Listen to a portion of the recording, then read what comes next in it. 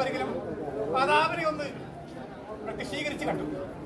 ലോകരൂപിണിയായിരിക്കുന്ന ഭവാനി, പോരാളിയായിരിക്കുന്ന ദുർഗ, ക്രോധാവിഷ്ഠയായിരിക്കുന്ന കാളി, വിശ്വം നിറഞ്ഞ വിശ്വരൂപിണി ഇരിക്കട്ടെ.